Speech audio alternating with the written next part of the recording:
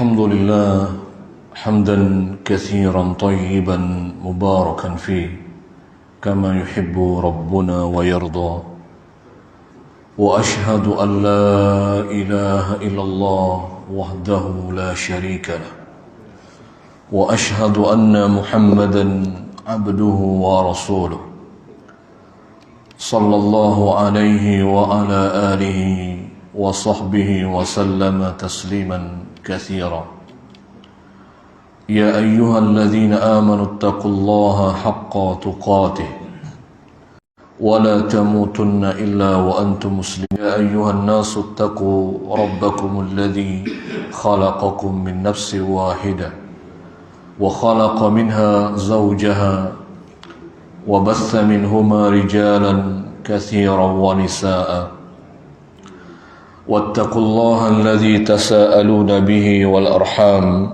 إن الله كان عليكم رقيبا يا أيها الذين آمنوا اتقوا الله وقولوا قولا سديدا يصلح لكم أعمالكم ويغفر لكم ذنوبكم ومن يطع الله ورسوله فقد فاز فوزا عظيما أما بعد فإن أصدق الحديث كتاب الله وخير الهدي هدي محمد صلى الله عليه وسلم وشر الأمور محدثاتها وكل محدثة بدعة وكل بدعة ضلالة وكل ضلالة في النار أو كما قال رسول الله صلى الله عليه وسلم. Yang kami hormati dan kami muliakan segenap DKM pengurus Masjid Baitur Rahim, dan juga yang saya hormati dan kami muliakan para jamaah Masjid Baitur Rahim, a'azzakumullah. Alhamdulillah, marilah kita banyak memuji Allah Subhanahu wa ta'ala atas limpahan nikmat dan karunia yang Allah berikan kepada kita, yang bahkan nikmat dan karunia yang tidak terhingga yang Allah limpahkan kepada kita hingga hari ini. Maka tentunya nikmat-nikmat ini adalah wajib untuk kita atau setiap kita mensyukurinya, tentunya dengan berupaya menggunakan nikmat-nikmat Allah Subhanahu wa ta'ala untuk menambah ketaatan dan ibadah kita kepada Allah Subhanahu wa ta'ala. Karena syukur yang sesungguhnya adalah dengan berupaya menggunakan nikmat Allah yang Allah karuniakan kepada kita untuk semata-mata mendekatkan diri kita kepada Allah Subhanahu wa ta'ala, untuk semakin menyempurnakan ketaatan dan ibadah yang Allah perintahkan kepada kita. Maka tentunya kita berharap dan mudah-mudahan duduknya kita di Masjid Baitur Rahim ini dalam rangka menuntut ilmu agama Allah Subhanahu wa ta'ala yang merupakan salah satu di antara ibadah yang Allah perintahkan, termasuk atau dihitung oleh Allah Subhanahu wa ta'ala sebagai bentuk syukur kita kepada Allah Subhanahu wa ta'ala atas nikmat yang Allah karuniakan kepada kita. Dan semoga apa yang kita lakukan dalam kesempatan subuh ini juga Allah Subhanahu wa ta'ala jadikan sebagai ibadah yang makbulah, ma'jurah, yang senantiasa diterima dan diberikan ganjaran oleh Allah Subhanahu wa ta'ala baik di dunia maupun di akhirat kelak. Amin ya rabbal alamin. Jamaah yang dirahmati Allah Subhanahu wa ta'ala, jamaah Masjid Baitur Rahim, rahimani wa rahimakumullah. Juga di antara nikmat yang perlu kita ketahui sebagai seorang muslim, di mana Allah Subhanahu wa taala jadikan buat kita sebagaimana yang pernah kita sampaikan. Ada yang dikenal oleh para ulama nikmat Allah Subhanahu wa taala yang barangkali tidak diketahui oleh sebagian kaum muslimin, yaitu berupa Allah jadikan buat kita apa yang dikenal oleh mereka dengan mawasim litta'at, musim-musim ketaatan. Kita sudah pernah sampaikan ya, bahwa di antara nikmat Allah Subhanahu wa taala, Allah jadikan buat hambanya itu adalah musim-musim ketaatan, di mana ketaatan yang dilakukan oleh seorang hamba pada musim-musim ini itu lebih dicintai oleh Allah pastinya, dan lebih dilipat gandakan pahalanya oleh Allah Subhanahu wa taala. Masya Allah. Jadi tentunya seorang muslim yang dia tahu bahwasannya dia sedang berada di waktu di mana ketaatan yang dilakukannya, ibadah dan amal saleh yang dikerjakannya jauh lebih dicintai oleh Allah Azza wa Jalla, jauh lebih dilipat gandakan pahalanya oleh Allah Subhanahu wa taala. Maka pastinya seorang muslim yang mengetahui akan hal ini, dia akan berupaya berlomba-lomba memperbanyak ibadah dan ketaatannya kepada Allah Azza wa Jalla. Dan ketidaktahuan inilah yang membuat kaum muslimin ketika mereka sebenarnya berada di musim yang terbaik di sisi Allah Subhanahu wa taala, akhirnya mereka melalui dan menjalani waktu-waktu tersebut seperti biasa-biasa saja, tidak ada yang istimewa, bahkan cenderung mengabaikan dan tidak memperbanyak ibadahnya kepada Allah Subhanahu wa taala. Maka ini menunjukkan pentingnya seorang muslim mengilmui dirinya untuk belajar menuntut agamanya, sehingga dengan itu dia akan mendapatkan banyak keutamaan. Di saat keutamaan-keutamaan itu banyak dilewatkan karena ketidaktahuan sebagian kaum muslimin. Seperti misalnya musim ketaatan ini, di antaranya adalah bulan yang kita berada di dalamnya, ya, yaitu apa? Bulan Muharram. Mungkin banyak di antara kaum muslimin atau ada sebagian mereka yang tidak mengetahui bahwa bulan Muharram bukan hanya awal bulan di tahun Hijriyah. Ya, mungkin kaum muslimin tahu ya, bulan Muharram itu pertanda tahun baru Islam ya. Karena bulan Muharram adalah awal bulan tahun Hijriyah. Mungkin kalau ini ya semua atau bahkan sebagian besar kaum muslimin mengetahuinya. Namun tidak semua kaum muslimin mengetahui bahwasanya bulan Muharram juga di antara 4 bulan yang disucikan, yang diagungkan oleh Allah Subhanahu wa taala, yang juga Allah Subhanahu wa taala menamakannya dengan bulan suci. Ya. Bulan yang disucikan, yang diagungkan, yang diistimewakan oleh Allah Jalla wa Ala. Ya, mungkin kalau ini wallahu a'lam ya, apa semuanya tahu. Ya.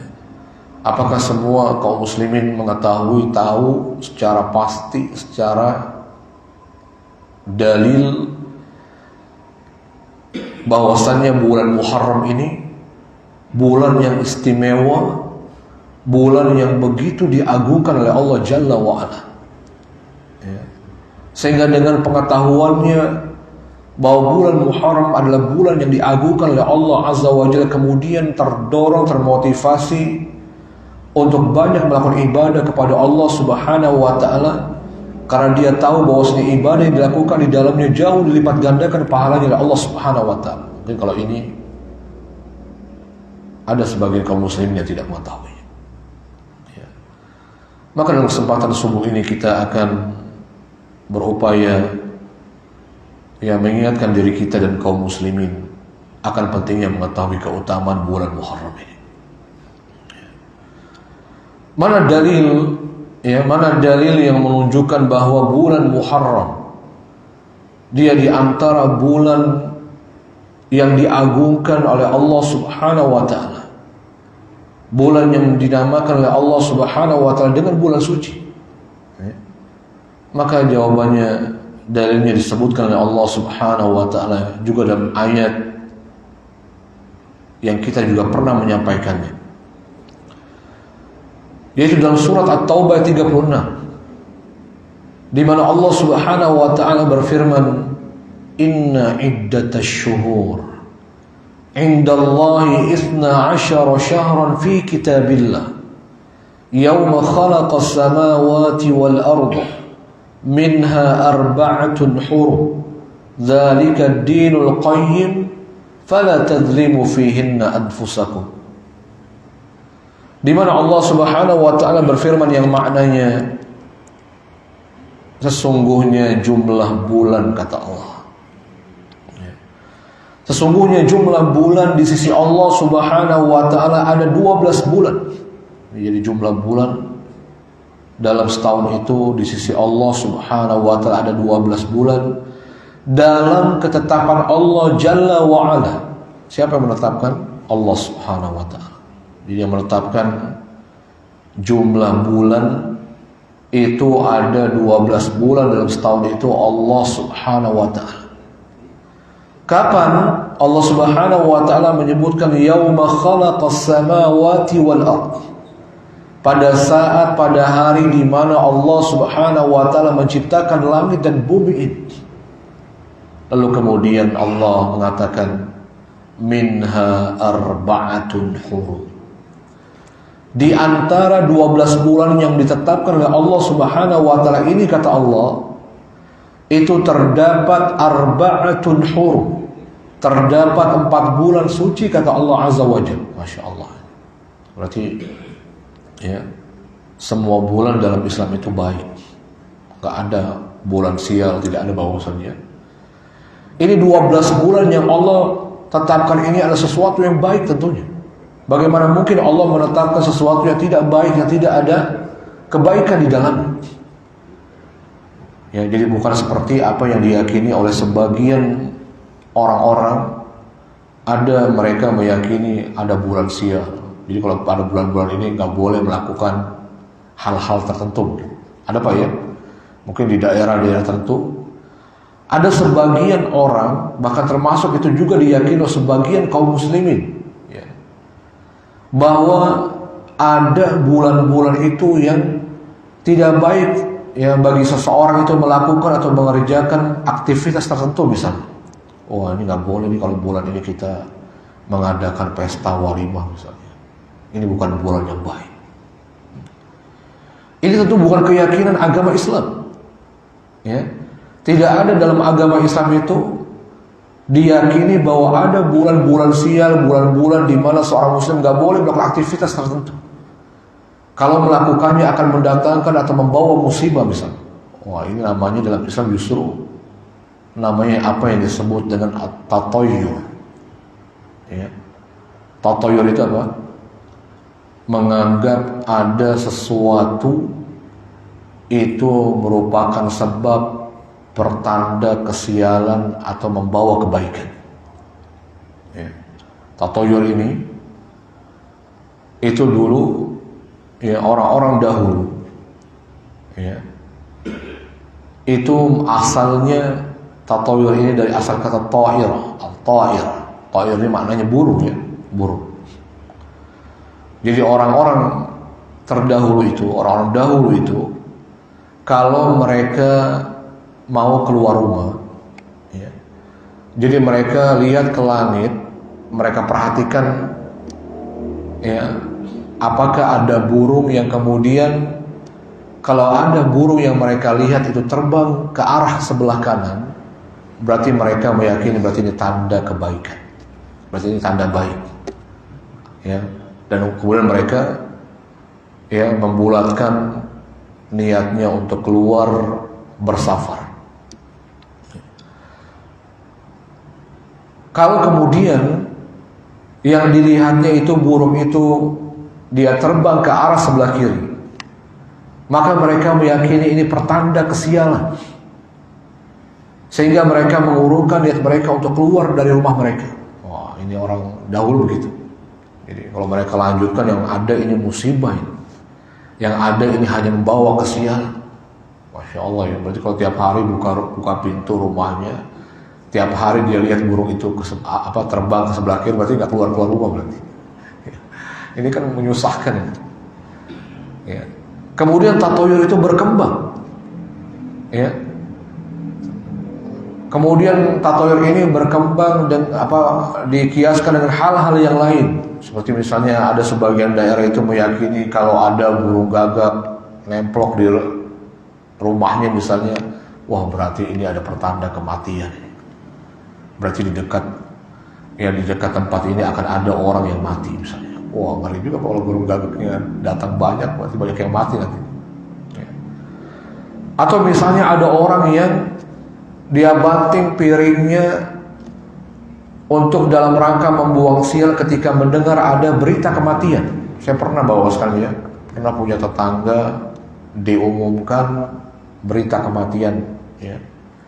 Lalu kemudian dia keluar bawa piring, dia lemparkan piring itu, dia pecahkan ke dinding. Perang gitu Pak ya. Kemudian saya tanya sama tetangga ini yang dia pecahkan piringnya, dia lempar, dia pecahkan. Ada apa Pak? Ya. Oh ini tadi ada dengar berita kematian Pak.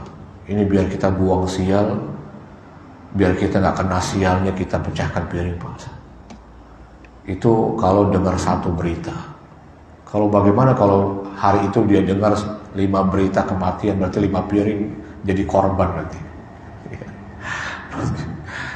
Ya, ini bisa habis piring di rumah ini. Ya.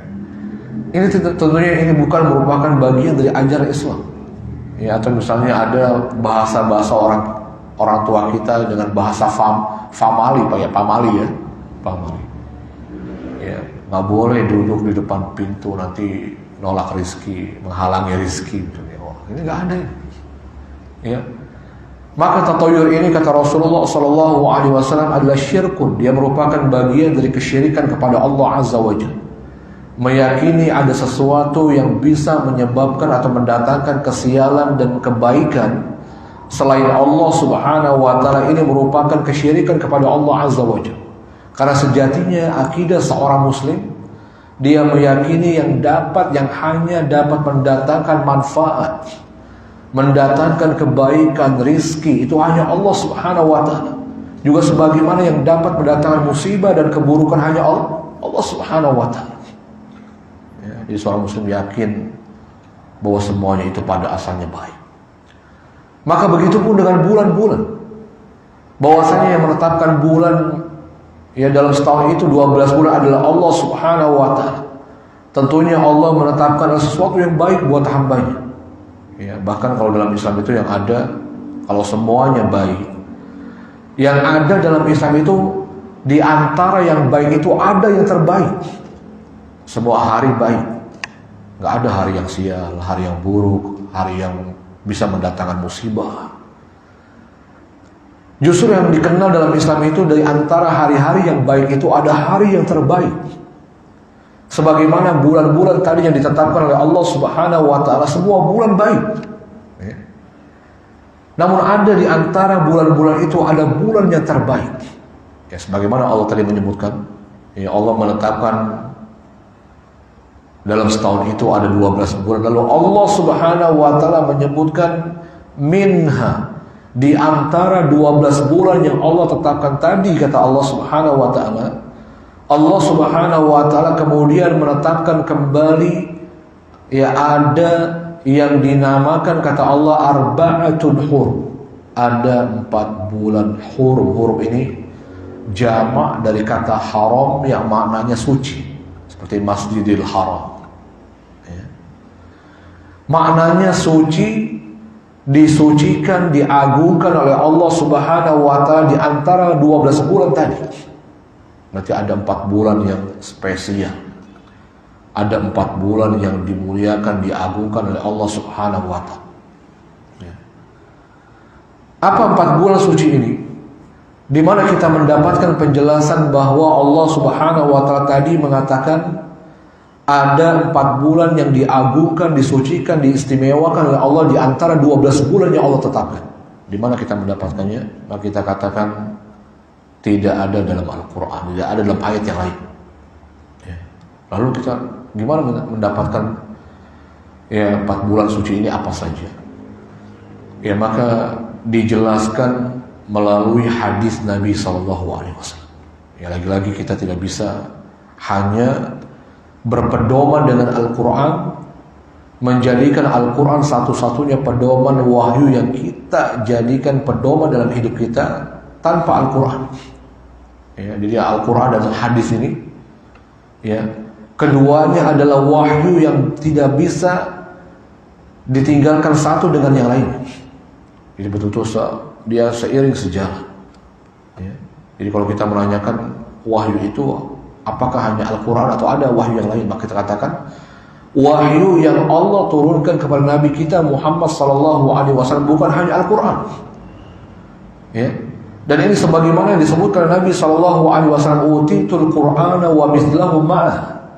Aku ini dikaruniakan, diberikan oleh Allah, ya, wahyu itu, kata Allah, kata Rasulullah SAW, Al-Quran berupa Al-Quran, wa mithlahu ma'ah, dan juga yang semisal dengan Al-Quran, kata Nabi SAW. Apa maksudnya? Yang semisal dengan Al-Quran wahyu yang lain itu, yaitu Al-Hadis, hadis Nabi SAW. Al-Hadis atau As-Sunnah. Ya.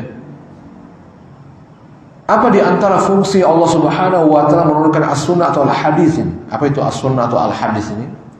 Al-Hadis atau As-Sunnah itu adalah ma usnida ila Rasulillah sallallahu alaihi wasallam qawlan wa fi'lan wa taqriran wa sifatan. Ya.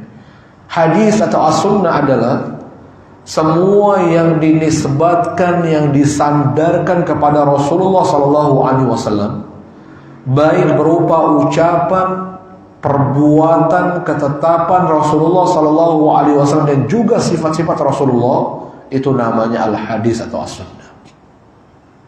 Ya. Apa di antara fungsinya? Maka fungsi Al-Hadis, kata para ulama, adalah di antaranya mubayyin wa mufassil lil Quran. Ya.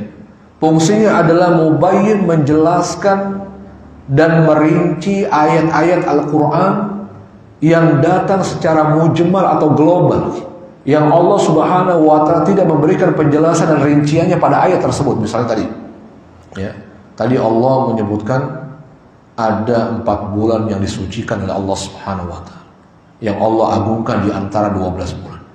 Di mana kita mendapatkannya? Apakah ada ayat, ya, ada ayat lain yang menjelaskan dan merinci di mana Allah Subhanahu wa Ta'ala menyebutkan ada 4 bulan yang disucikan, diagungkan oleh Allah? Tidak ada. Ya. Mungkin kalau bapak-bapak baca dari awal surat, ya, Al-Fatihah, Al-Baqarah sampai surat An-Nas, ya, maka kita tidak akan mendapatkan penjelasan rincian tentang 4 bulan suci yang disebutkan oleh Allah dalam surat At-Taubah 36 ini. Tidak. Dari mana kita mendapatkannya? Yaitu dari Al-Hadis, dari As-Sunnah, dari keterangan yang bersumber dari Rasulullah SAW, ya, dari ucapan yang dijelaskan oleh Nabi SAW yang juga merupakan wahyu dari Allah Subhanahu wa Ta'ala. Ya. Jadi Nabi SAW mengatakan, kemudian menjelaskan, ya, apa 4 bulan suci ini? Kata Nabi SAW, as-sanatu 12 syahra minha arba'atun hurum, salasatun mutawaliyat, Dzulqa'dah wa Dzulhijjah wal Muharram wa Rajab Mudhar alladhi baina Jumada wa Sya'ban, rawahul Bukhari. Lalu Nabi SAW kemudian menjelaskan, Nabi merinci, menjelaskan apa 4 bulan suci ini. Nabi mengatakan dalam setahun itu ada 12 bulan. Di antaranya ada 4 bulan yang disucikan oleh Allah Subhanahu wa Ta'ala. Rasul merinci apa 4 bulan suci itu. Rasulullah mengatakan salasatun mutawaliyah, 3 bulannya disebutkan berurutan.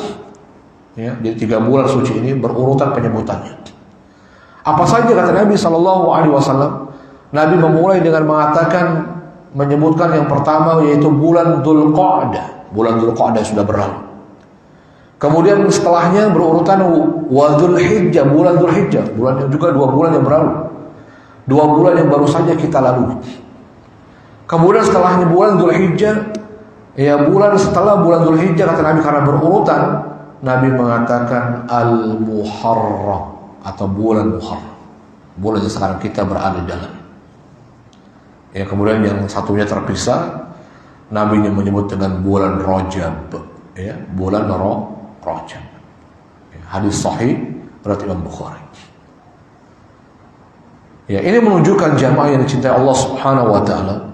Ini menunjukkan tidak mungkinnya seorang muslim dalam rangka mentaati Allah Subhanahu wa taala memahami agama ini dengan sempurna, khususnya dalam mentaati atau dalam beribadah kepada Allah tanpa al-hadis atau dia mencukupkan dengan Al-Qur'an. Bagaimana mungkin dia akan sholat, misalnya seorang muslim dia bisa mengerjakan sholat, dia tahu mengerjakan sholat itu, ya, yang paling mudah ini kita berikan contohnya. Dia tahu dengan mudah sholat itu dikerjakan dimulai dengan takbir, ditutup dengan salam. Apa ada dalam Al-Quran? Tidak ada.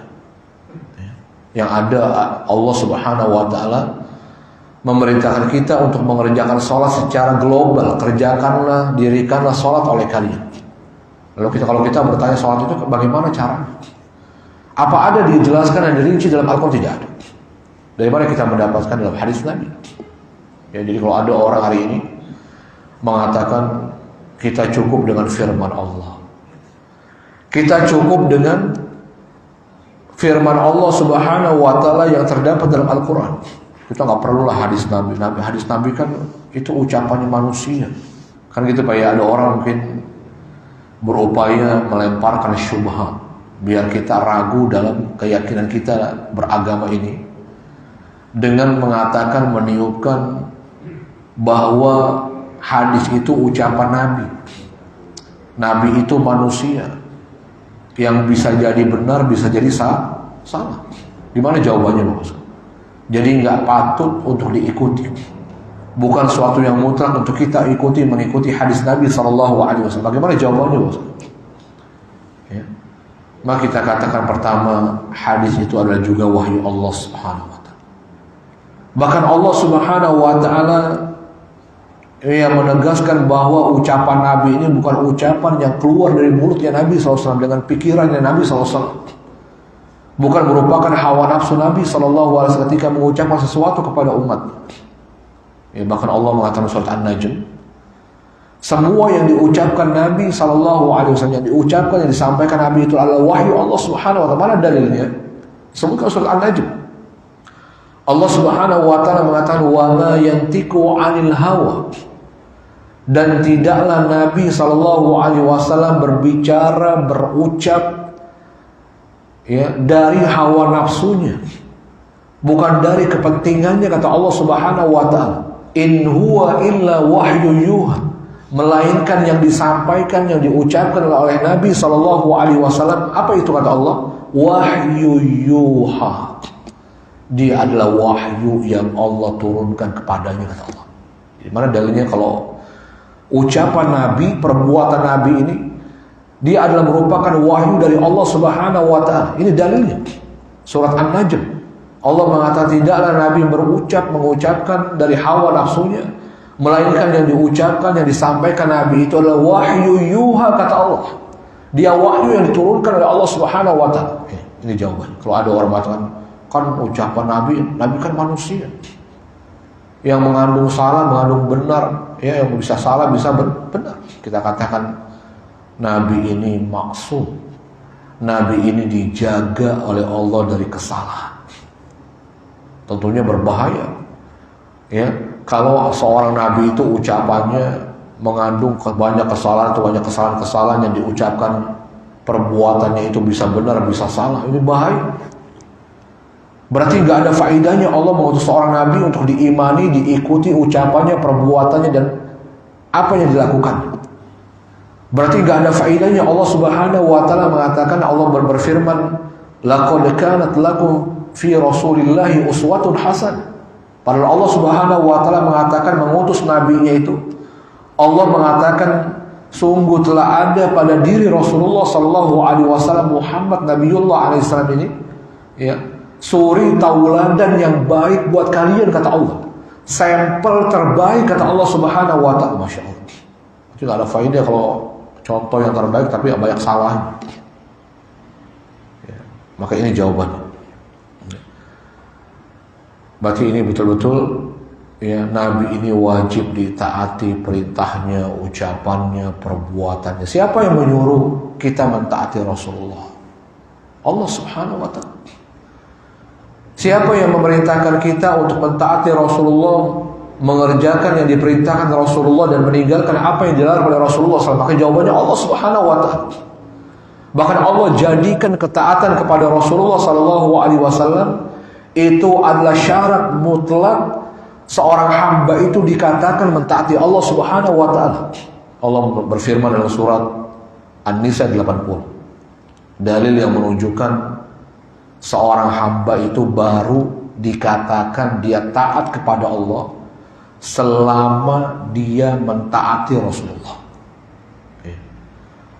Allah Subhanahu wa taala mengatakan, may yuti'ir rasula faqad ata Allah. Barang siapa yang mentaati Rasulullah, kata Allah. Ya, Allah mengatakan dalam surat An-Nisa 80. Barang siapa yang mentaati Rasulullah sallallahu alaihi wasallam, Allah menjadikan syarat.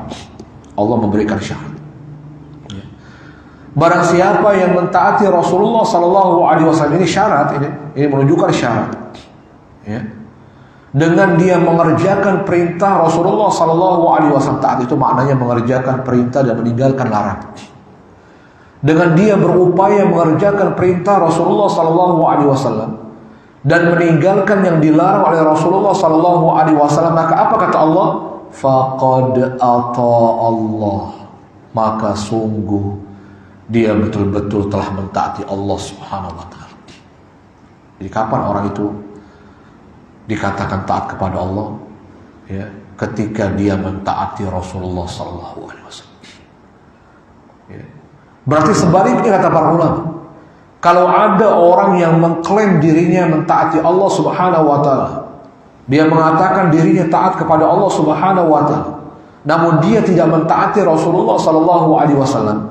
Dia tidak mau mengerjakan yang diperintahkan oleh Rasulullah kepadanya dan tidak mau meninggalkan apa yang dilarang oleh Rasulullah terhadapnya. Berarti orang ini bukan orang yang taat kepada Allah. Berarti sebaliknya, lawan dari kata taat berarti durhaka kepada Allah Subhanahu wa taala. Allah menyuruh dia mentaati Rasulullah, tapi dia ngeyel dan tidak mau mentaati Rasulullah. Sebagaimana juga Allah Subhanahu wa taala menyebutkan pada surat yang lainnya, dalam surat Al-Hasyr ayat 7. Ya, ini lebih menunjukkan, menegaskan bahwa sejatinya yang menyuruh, memerintahkan kita untuk mentaati Rasulullah itu Allah Subhanahu wa taala. Berarti ketika orang mentaati Rasulullah sallallahu alaihi wasallam, sama halnya dengan dia mentaati Allah Subhanahu wa taala. Allah berfirman dalam surat Al-Hasyr ini ayat 7, Allah mengatakan, "Wa ma atakumur rasulu fakhudhuhu wa ma nahakum anhu fantahu." Allah Subhanahu wa taala mengatakan, "Wa ma atakumur rasul," dan apa yang Nabi Rasulullah berikan, ajarkan kepada kalian, kata Allah, ya. Dan semua yang Rasulullah ajarkan, berikan, perintahkan kepada kalian, apa perintah Allah dalam hal ini? Allah mengatakan fakhudhuhu, maka ambil dan amalkanlah oleh kalian, kata Allah Subhanahu wa taala. Masya Allah, ini Allah berarti yang menyuruh. Ya. Kalau ada Rasulullah memerintahkan kita, menyuruh kita, mengajarkan kita dengan sesuatu hal, maka Allah Subhanahu wa taala perintahkan kepada kita fakhudhuhu, kata Allah. maka ambil, terima dan amalkanlah, kata Allah Subhanahu wa taala. Bukan nggak ada untuk suruh mikir-mikir dulu. Pikirkan dulu baru antum dikerjakan. Nggak ada. Ini perintahnya ya, ini menunjukkan kata para ulama yang pertama, kaidahnya al-aslu fil amri lil wujub. Hukum asal perintah Allah itu menunjukkan sesuatu yang diwajibkan. Jadi perintah Allah, hukum asalnya itu semua yang Allah perintahkan berarti hukumnya wajib dikerjakan. Tidak boleh ditawar-tawar. Ya, karena juga dalam kaidah para ulama, dalam kaidah usul fiqh, ya, al-amru yaqtadil fawr. Perintah itu menuntut adanya penyegeraan untuk dilaksanakan. Gak boleh ditawar-tawar, gak boleh dipertimbangkan, gak perlu dipikirkan. Selama itu perintah Allah dan perintah Rasulullah SAW, gak perlu pakai pertimbangan, pasti baik, ya, pasti ada hikmahnya. Ya, sehingga para ulama mengatakan, ya, tidak ada satu perintah yang Allah dan Rasulnya perintahkan kepada kita kecuali terdapat di dalamnya kebaikan yang Allah ingin berikan kepada hamba. Itu kaidah. Sehingga Allah menyebutkan dalam ayat yang lain, ya, jawaban orang mukmin itu ketika Allah dan Rasulnya memerintahkan untuk melakukannya, itu jawabannya bukan dipikir-pikir, dipertimbangkan dulu. Kata Allah, ayyaqulu sami'na wa ata'na. Jawabannya apa? Ya, dia katakan jawabannya sami'na wa ata'na. Kami dengar dan kami siap taati. Bukan pikir-pikir dulu ya. Bukan kalau ada perintah Allah dipikir-pikir dulu. Kalau ada untungnya dikerjakan. Kalau kayak ini nyusahin, jangan kerja ini. Ini bakal nyusahin kalau kita ngamalin perintah Allah yang ini. Ya, bukan timbangannya untung rugi dunia. Ya. Itu yang pertama. Jadi Allah mengatakan, dan semua yang Rasulullah perintahkan, yang ajarkan, ya, maka Allah menyuruh kita untuk mengambilnya dan menerimanya serta mengamalkannya, kata Allah Azza wa Jalla. Lalu kemudian Allah juga mengatakan, wa manahakum anhu fantah. Dan juga semua yang dilarang oleh Rasulullah terhadap kalian, kata Allah Subhanahu wa taala. Apa yang Allah perintahkan? Allah mengatakan fantahu, maka tinggalkanlah, kata Allah Subhanahu wa taala. Jadi ini yang nyuruh kita mentaati Rasulullah ini bukan Rasulullah pengen ditaati, bukan. Bukan Rasulullah SAW pengen semua perintahnya dilaksanakan, bukan. Tapi semata-mata yang menyuruh kita untuk mentaati Rasulullah, melaksanakan yang diperintahkan Rasulullah dan meninggalkan yang dilarang Rasulullah, itu Allah Subhanahu wa taala. Allah yang merintahkan. Ya, berarti ini menunjukkan apa? Ketaatan kepada Rasulullah SAW itu sama halnya dengan ketaatan kita kepada Allah Subhanahu wa taala. Berarti mengerjakan perintah Rasulullah SAW itu sama halnya dengan kita mengerjakan perintah Allah. Meninggalkan yang dilarang oleh Rasulullah SAW berarti sama halnya dengan kita meninggalkan yang dilarang oleh Allah Subhanahu wa taala itu. Bahkan ya, sampai bukti cinta kita kepada Allah sepanjang kita mengikuti mentaati Rasulullah. Disebutkan oleh Allah dalam surat Ali Imran 31. Dalam surat Ali Imran 31 dalil yang menunjukkan bukti kecintaan seorang hamba yang benar kepada Allah. Itu buktinya adalah dengan dia mengikuti mentaati Rasulullah SAW. Ya. Berarti kalau ada orang yang mengklaim dirinya, dia mengaku-ngaku dirinya mencintai Allah, namun dia tidak, ya, namun dia jauh dari mengikuti perintah Rasulullah SAW. Dia tidak mau mentaati Rasulullah SAW. Berarti apa? Cintanya palsu. Ya, Allah mengatakan surat Al-Imran ayat 31, ayat ini dinamakan oleh para ulama dengan ayatul imtihan, ayat ujian. Kenapa para ulama menamakan surat Ali Imran ayat 31 dengan ayatul imtihan, ayat ujian? Ya, karena ayat ini menguji, ya, orang-orang yang mengklaim, mengaku-ngaku dirinya cinta kepada Allah Subhanahu wa taala. Mana buktinya? Allah minta bukti. Ya, berarti cinta itu butuh pembuktian, Pak ya.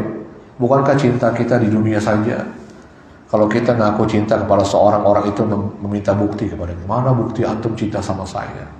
Mana bukti bapak cinta kepada saya? Gitu. Wah, kita ngaku cinta sama istri kita juga ya memerlukan bukti. Mana buktinya? Kalau bapaknya betul-betul cinta sama saya, mana? Ya, kan gitu ya. Maka begitu pun Allah Subhanahu wa taala. Allah Subhanahu wa taala berfirman dalam surat Ali Imran 31 ini, "Qul in kuntum tuhibbunallah fattabi'uni yuhibbukumullah wa yaghfir lakum dzunubakum wallahu ghafurur rahim." Allah Subhanahu wa taala mengatakan, "Qul," katakanlah wahai Nabi Muhammad sallallahu alaihi wasallam. Katakanlah wahai Rasulullah sallallahu alaihi wasallam kepada manusia, kepada umatmu. Ya, kepada orang-orang yang mengaku dirinya cinta kepada Allah Subhanahu wa taala. Ya, apa yang disuruh dikatakan ya oleh Allah, ya, yang Allah perintahkan Rasulullah ini untuk menyampaikan kepada manusia yang mengaku cinta kepada Allah. In kuntum tuhibbunallah, jika kalian benar-benar mencintai Allah Subhanahu wa taala. Ya, apa yang Allah perintahkan? Fattabi'uni, maka ikutilah aku Rasulullah sallallahu alaihi wasallam. Ini yang nyuruh siapa? Allah. Allah menyuruh jika mereka benar-benar mencintai Allah Subhanahu wa taala, Allah menyuruh orang-orang yang mengaku cinta kepada Allah untuk mengikuti Rasulullah. Itulah buktinya kecintaan. Itulah bukti kecintaannya kepada Allah Azza wa Jalla. Masya Allah. Ya, lihat bagaimana Allah jadikan ittiba kepada Rasulullah sallallahu alaihi wasallam, mengikuti Rasulullah, yang maknanya ittiba itu mentaati Rasulullah. Ya, jadi ittiba itu kalau ada perintah-perintah mengikuti Rasulullah itu berarti maknanya mentaati Rasulullah dengan mengerjakan yang diperintahkan Rasulullah dan meninggalkan yang dilarang. Ya. Kita lihat bagaimana Allah jadikan ittiba, Allah jadikan ketaatan kepada Rasulullah sallallahu alaihi wasallam sebagai bukti nyata cinta seorang hamba kepada Allah Subhanahu wa taala. Bukti kebenaran cinta seorang hamba kepada Allah Azza wa Jalla. Berarti kalau ada orang yang hidupnya jauh tidak mengikuti perintah Nabi sallallahu alaihi wasallam, ibadahnya, muamalahnya, bergaulnya, berumah tangganya, bertetangganya, bernegaranya misalnya, tidak mau mentaati Rasulullah, tidak mau mengikuti sunnah Rasulullah sallallahu alaihi wasallam, maka dipertanyakan cintanya. Dipertanyakan cintanya kepada Allah Azza wa Jalla. Sejauh sebesar ketaatan kita kepada Rasulullah, maka sebesar itulah cinta seorang hamba kepada Allah Azza wa Jalla. Ini sudah kita bisa mengukur diri kita. Jadi bagaimana kita bisa mengukur, mengetahui sebesar apa cinta kita kepada Allah Subhanahu wa taala? Bagaimana caranya? Caranya tadi seperti apa yang diajarkan Allah.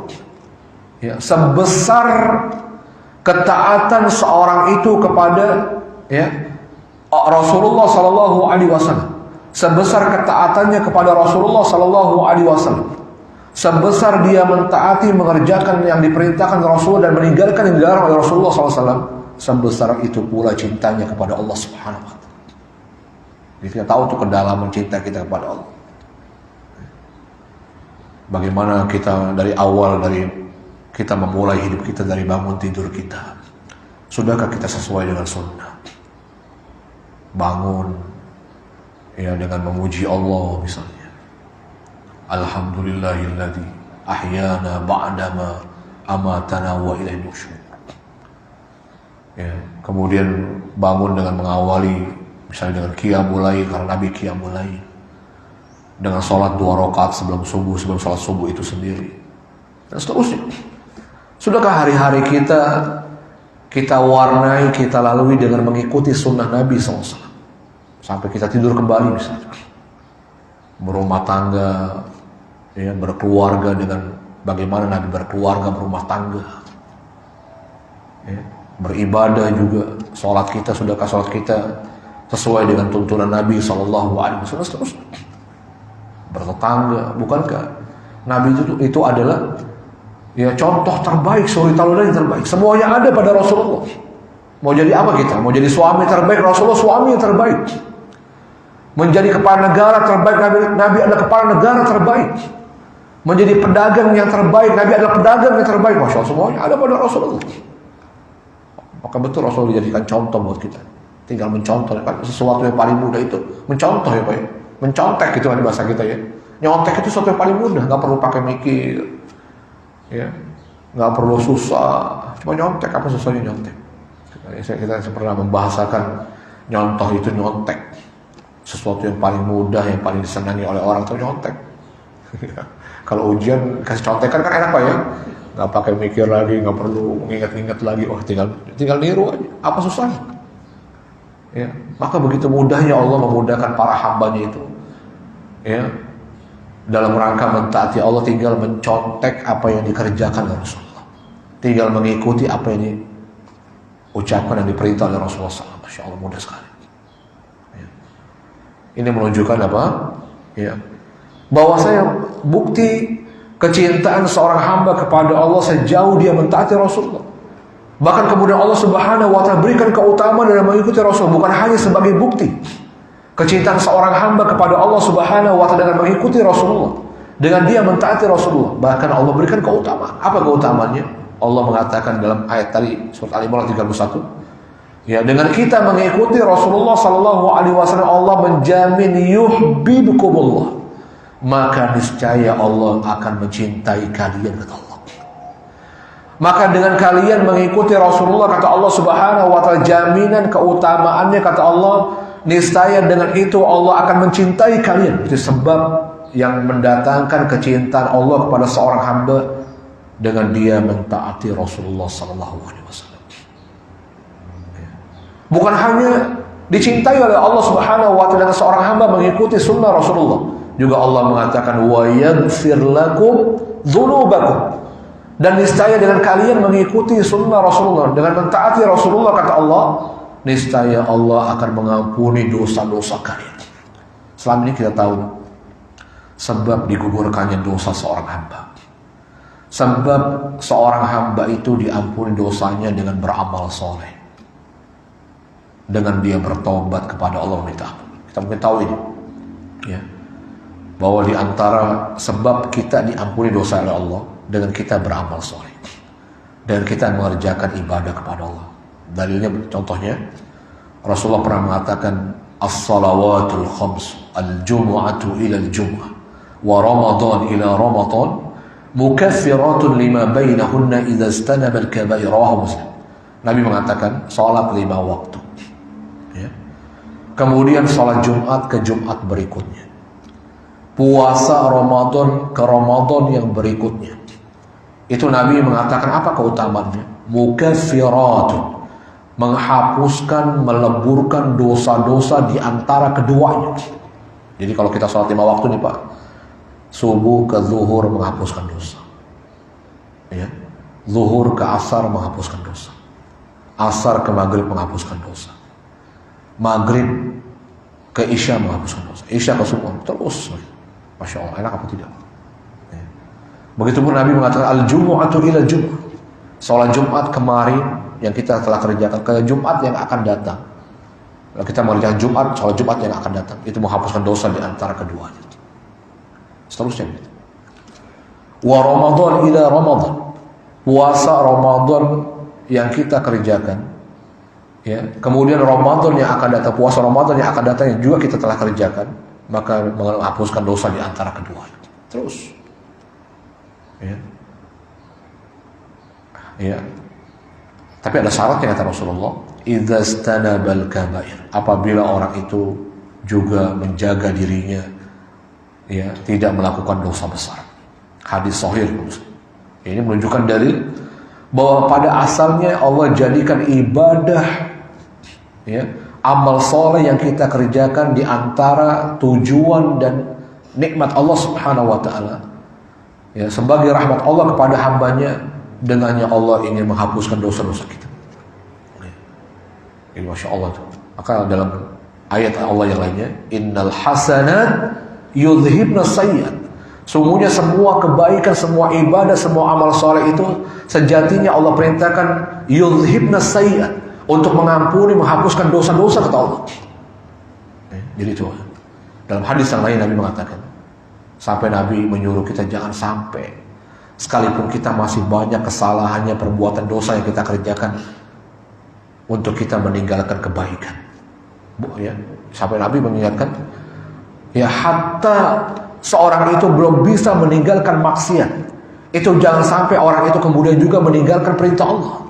Dia mengerjakan ibadah kepada Allah, sampai Rasul mengatakan ittaqillah haitsuma kunta wa atbi'is sayyi'atal hasanata tamhuha. Kata Nabi SAW, bertakwalah kamu kepada Allah di mana saja kamu berada. Bertakwa itu berupayalah kamu mengerjakan perintah Allah dan meninggalkan yang dilarang Allah semampu kamu, kata Allah, di mana saja kamu berada, kata Rasulullah. Lalu Rasul mengingatkan, memesankan, wa atbi'is sayyi'atal hasanata tamhuha, dan iringilah, kata Allah, kata Rasulullah, iringilah keburukan yang masih kamu kerjakan dengan melakukan kebaikan, maka niscaya kebaikan itu akan menghapuskan keburukan kamu, kata Rasulullah. Masya Allah. Begitu ya, begitu indahnya Islam ini. Ya. Jadi karena ada orang berpikir, percuma lah saya sholat, saya masih main judi, masih maksiat, kan gitu Pak ya. Ada orang, ini dua hal yang berbeda ini. Ya, ketika orang berjudi dia mendapatkan dosa dengan judi. Ya, ketika orang itu misalnya minum khamar, mabuk-mabuk, atau dia bermaksiat, maka ini suatu yang berbeda. Maka dengan itu Allah berikan dosa memang. Tapi kalau juga kemudian dia disertai dengan dia tinggalkan kewajiban, dia tinggalkan sholat, maka dia dosa bertambah dosanya berarti. Kan gitu Pak ya. Itu logikanya begitu. Ya. Tapi kalau seandainya dia masih bermaksiat, tapi dia juga masih berusaha mengerjakan, mentaati Allah, mengerjakan perintah Allah, maka diharapkan perintah Allah ini akan menghapuskan dosa-dosa. Masya Allah. Ya, kenapa sampai Nabi tadi berwasiat, berpesan, dan iringilah keburukan maksiat yang masih kamu kerjakan dengan tetap melakukan kebaikan, dengan tetap melakukan ibadah kepada Allah. Jangan sampai kemudian kita maksud kita menghalang kita beribadah. Nah ini apa syaitannya Pak ya.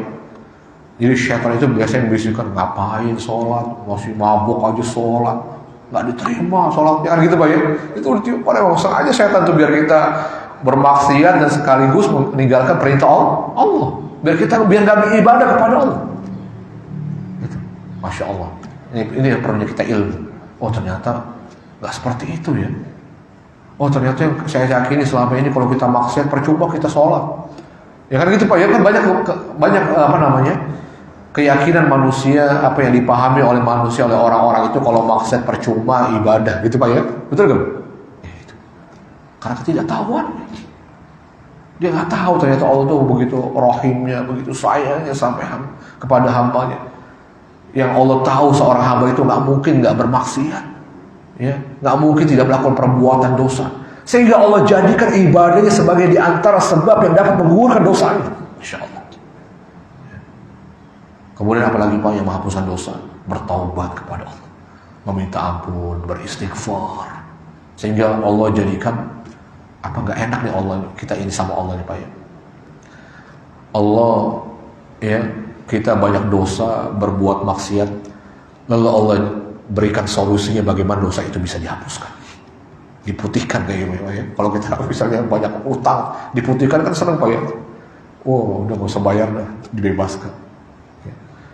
Bagaimana Allah begitu rahimnya kepada hambanya. Orangnya hamba banyak dosa, Allah juga tahu orang hamba itu nggak mungkin tidak berbuat maksiat. Lalu kemudian Allah berikan solusi bagaimana caranya agar dosa itu dihapuskan. Maka di antara jalan tadi dengan beramal soleh, beribadah. Yang kedua, Allah jadikan solusi itu dengan dia bertaubat. Allah jadikan syariat taubat, ya. Dengan seorang hamba itu berupaya menyesali perbuatan dosanya, dia mau kembali kepada Allah, meminta ampun kepada Allah, bertobat kepada Allah. Allah mengatakan surat At-Tahrim ayat 8. Ya ayyuhalladzina amanu tubu ilallahi taubatan nasuha. Asa rabbukum an yukaffiru ankum sayyi'atikum wa yudkhilakum jannah. Allah mengatakan apa? Allah Subhanahu wa taala mengatakan, wahai orang-orang ini, kita perhatikan bagus. Ini yang disampaikan adalah orang yang beriman. Ayat ini Allah tujukan kepada orang beriman. Yang sejati mereka adalah orang yang baik. Mereka orang-orang yang beramal soleh. Ya. Allah mengatakan, wahai orang-orang yang beriman, bertobatlah kalian kepada Allah. Lihat, orang beriman diperintahkan bertobat. Ini menunjukkan tanda bahwasanya orang beriman bukan orang yang suci dari dosa. bukan orang yang suci yang tidak pernah bermaksiat kepada Allah. Buktinya disuruh bertobat, buktinya ini menunjukkan bukti. Nggak mungkin orang disuruh bertobat kalau dia tidak bermaksiat. Itu Pak ya, logikanya begitu. Masa ada orang nggak salah disuruh ngaku kesalahannya, kan nggak mungkin ya. Ini menunjukkan dalil ya kenapa Allah ya menyeru pada ayat ini, yaitu orang-orang yang beriman kemudian disuruh oleh Allah untuk bertobat kepada Allah. Ini menunjukkan bahwa orang beriman bukan orang yang suci dari dosa, bukan orang yang dalam hidupnya nggak pernah bermaksiat kepada Allah, ya. Tapi Allah Subhanahu Wa Taala kasih solusi. Bagaimana ketika orang beriman itu terjatuh dalam perbuatan dosa dan maksiat, Allah suruh apa? Bertobat kepada Allah. Wahai orang beriman, bertobat. Tobat itu namanya kembali kepada Allah. Wahai orang-orang beriman, bertobatlah kalian kepada Allah. Kembalilah kalian kepada Allah Subhanahu Wa Taala taubatan nasuha, dengan sebenar-benarnya taubat kepada Allah. Buat apa sih taubat itu? Allah mengatakan, asa rabbukum, semoga Allah Tuhan kalian dengan kalian bertobat kepadanya dari perbuatan dosa yang kamu kerjakan. Dengan itu Allah mengampuni, menggugurkan dosa-dosa kalian. Ya. Dengan dan kalian bertobat kepada Allah, ya. Dengan itu Allah Subhanahu Wa Taala menggugurkan dosa-dosa kalian. Bahkan setelah itu Allah mengatakan, dengan itu Allah ingin memasukkan kalian ke dalam surga. Masya Allah. Lihat Bapak. Ya. Allah betul-betul rahim kepada hambanya. Berbuat dosa disuruh bertobat, dikasih solusinya bertobat. Dengan itu Allah ampuni dosanya. Allah ingin masukkan dia ke dalam surga. Masya Allah. Enak kan Bapak? Masya Allah sekali. Kita tahu bahwasanya sebab menggugurkan dosa dengan beramal soleh dan bertobat. Tapi ada orang yang tidak tahu. Ternyata Allah juga jadikan sebab digugurkannya dosa-dosa kita. Diampuni dosa-dosa kita ternyata dengan apa? Dengan kita mentaati Rasulullah. Dengan kita mengamalkan sunnah-sunnah Nabi SAW. Bagaimana tadi Allah mengatakan, ya, Allah menyuruh kita mengikuti sunnah Nabi, mentaati Rasulullah SAW, mengerjakan perintah Rasulullah dan meninggalkan dilarangnya. Itu dalam rangka yang pertama, pembuktian cinta kita kepada Allah. Yang kedua, Allah ingin memberikan keutamaan yang pertama berupa Allah akan mencintai seorang hamba dengan dia mentaati Rasulullah. Yang ketiga, Allah ingin menghapuskan dosa-dosa kalian. Allah ingin menghapuskan dosa-dosa kita dan kita mengikuti Rasulullah. Tadi Allah mengatakan, dengan kita mengikuti Rasulullah, yuhibbukumullah, niscaya Allah akan mencintai kalian. Dengan mengikuti Rasulullah, kemudian yang kedua Allah mengatakan, wa yaghfir lakum dzunubakum, niscaya dengan itu Allah akan mengampuni dosa-dosa kalian, kata Allah. Masya Allah. Berarti apa? Mengikuti sunnah Rasulullah, mengikuti yang diperintahkan Rasulullah dan meninggalkan dari Rasulullah, atau yang dalam kata mentaati Rasulullah itu sebab di mana Allah ingin menggugurkan dosa-dosa kita. Masya Allah. Ya berarti Allah Subhanahu Wa Taala. Kita kembali. Ya, tadi Rasulullah menyebutkan 4 bulan suci itu adalah diantaranya Dzulqa'dah, Dzulhijjah, Muharram dan Rajab. Kita berada di bulan Muharram. Ya. Berarti bulan ini bulan yang disucikan, diagungkan oleh Allah. Bagaimana Allah mensucikan, mengagungkannya? Dengan Allah Subhanahu Wa Taala melarang secara khusus hambanya, ya, untuk melakukan maksiat pada 4 bulan suci. Apa maksudnya melarang secara khusus? Bukankah berbuat maksiat itu, ya, pada asalnya sejatinya dilarang kapanpun, di bulan apapun tidak boleh orang bermaksiat. Namun di bulan suci ini, di 4 bulan suci ini, di antaranya bulan Muharram yang kita berada dalamnya, Allah melarang lebih keras lagi maksudnya. Allah betul-betul lebih melarang kita untuk melakukan perbuatan kemaksiatan yang diharamkan oleh Allah Subhanahu Wa Taala. Ya, apa maksudnya? Disebutkan oleh Allah tadi dalam surah tadi At-Taubah 36, dengan Allah mengatakan fala tadzlimu fihinna anfusakum, maka janganlah kalian melakukan kezaliman, melakukan maksiat, ya, di bulan yang 4 ini, di bulan suci yang 4 ini secara khusus, kata Allah. Larangan secara khusus maksudnya, ya. Maka para mufassir seperti Qatadah mengatakan ini maksudnya adalah innadz-dzulma, ya, fil ashhur al-hurum a'zamu khati'atan wa wizra min al-dhulmi fi ma siwah. Kata para mufassir seperti Qatadah, ini maksudnya Allah melarang kita melakukan kezaliman, ya, melarang kita melakukan kemaksiatan di bulan haram ini, di bulan suci ini. Itu maksudnya bahwa melakukan kemaksiatan, melakukan kezaliman yang dilakukan di bulan suci, di bulan Muharram di antaranya, itu lebih besar dosanya, lebih dilipat gandakan oleh Allah Subhanahu wa Ta'ala daripada melakukan kezaliman, kemaksiatan di selainnya. Ini Allah dalam rangka apa? Dalam rangka mengagungkan dan memuliakan bulan suci, agar tidak boleh orang itu menodai bulan ini dengan bermaksiat kepada Allah di dalamnya.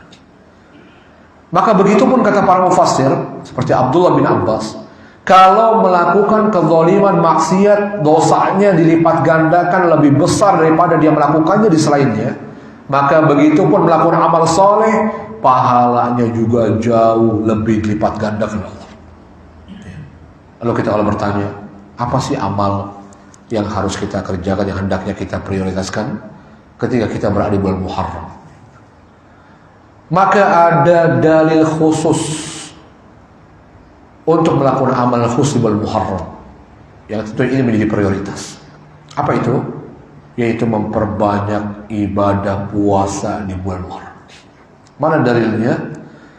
Maka dalilnya disebutkan Nabi SAW bahwa ada ibadah yang dikhususkan ketika seorang hamba di bulan Muharram, pasti ini jauh lebih utama untuk kita kerjakan dan kita prioritaskan, yaitu memperbanyak puasa sunnah maksudnya, karena puasa wajib hanya Ramadan. Memperbanyak puasa di bulan Muharram ini. Ya, kita tahu bahwasanya puasa itu adalah amal yang paling utama di sisi Allah Subhanahu wa Ta'ala. Gimana gak utama maksudnya? Satu harinya kita berpuasa menyebabkan kita dijauhkan sejauh-jauhnya dari api neraka Allah selama 70 tahun. Rasulullah mengatakan hadis sahih, Nabi mengatakan man shoma yawman fi sabilillah ba'adallahu wajhahu an-nar 70 kharifan. Rasulullah mengatakan hadis sahih. Ya, Masya Allah, ini pentingnya kita punya ilmu Bapak sekalian. Jadi kita semangat. Kenapa apa yang mendorong kita beribadah? Ilmu. Sehingga dengan ilmu kita tahu keutamaan beribadah kepada Allah. Rasulullah mengatakan man shoma yawman fi sabilillah.